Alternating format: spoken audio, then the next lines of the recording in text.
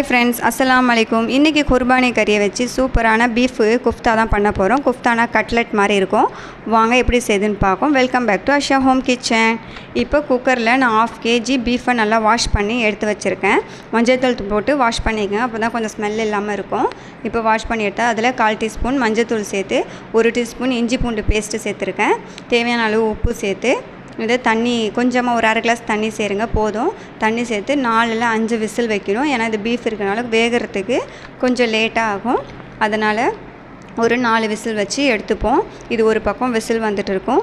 அதுக்கிடையில் நம்ம மிக்ஸி ஜாரில் ஒரு நார்மல் சைஸ் வெங்காயம் 5 எடுத்துருக்கேன்। பெரிய வெங்காயமாக இருந்தால் 3 போதும்। இதையும் நம்ம கொரப்பாக அரைச்சி எடுத்துப்போம்। நைஸாக அரைக்கக்கூடாது, ஏன்னா நைஸாக அரைச்சா தண்ணி விட்டுடும், அதனால் கொஞ்சம் கொரப்பாக அரைச்சி எடுத்துக்குங்க। இந்த பதத்துக்கு இருந்தால் போதும்। இப்போ இதை ஒரு பக்கம் வச்சுருவோம்। இப்போ குக்கரில் விசிலும் வந்துருச்சு। இப்போ ஓப்பன் பண்ணி பார்ப்போம்। இங்கே பாருங்கள், 3/4 பதத்துக்கு வெந்துருச்சு। இதை ஒரு பவுலில் ட்ரான்ஸ்ஃபர் பண்ணி ஒரு 5 மினிட்ஸ் ஆற வச்சுடுங்க। ஆற வச்சுட்டு சின்ன சின்னதாக கட் பண்ணிவிடுங்க, ஏன்னா அப்படியே போட்டால் மிக்ஸி ஜாரில் அரையாது। ஒரு மிக்ஸி ஜாரில் அரைஞ்சிரும், ஒரு மிக்ஸி ஜாரில் அரையாது। என் மிக்ஸி ஜாரில் அரையாது, அதனால் நான் சின்ன சின்னதாக கட் பண்ணியிருக்கேன்। இப்போ அரைச்சி எடுத்துப்போம்। இதையும் இது கொஞ்சம் லேட்டாக தான் அரைகிறதுக்கு, இந்த பதத்துக்கு அரைச்சா போதும்। இப்போ அரைச்சி தண்ணி விடாமல் அரைக்கணும்। இப்போ அரைச்சி ஒரு பவுலில் ட்ரான்ஸ்ஃபர் பண்ணிப்போம்। இப்போ நம்மளுக்கு அதில் தேவையான மசாலாலாம் ஆட் பண்ணிப்போம்।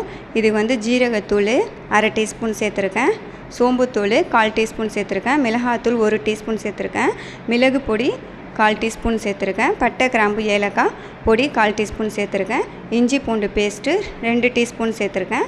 இப்போ அரைச்சி வச்சுருக்க வெங்காயத்தையும் நம்ம அதில் ஆட் பண்ணிப்போம்। இப்போ 1 டேபிள் ஸ்பூன் பொட்டுக்கடலை பவுட்ரு பண்ணி எடுத்து வச்சுருக்கேன் சேர்த்து, உப்பையும் நம்ம தேவையான அளவு சேர்த்துட்டு ஒரு முட்டை போதும், ஒரு முட்டை ஆட் பண்ணியிருக்கேன்। அதையும் உடச்சி ஆட் பண்ணி நல்லா மிக்ஸ் பண்ணிக்கோங்க। இது சாப்பிட்றதுக்கு சாம்பாருக்கு எல்லாத்துக்குமே டேஸ்ட்டாக இருக்கும்। இப்போ எல்லாத்தையும் நம்ம மிக்ஸ் பண்ணிவிடுவோம்।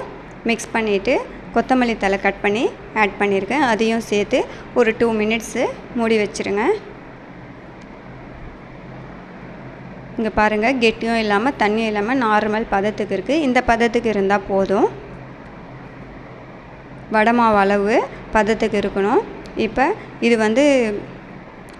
வடை பொரிக்கிற மாதிரி நிறையா எண்ணெய் போட்டு ஃப்ரை பண்ணக்கூடாது।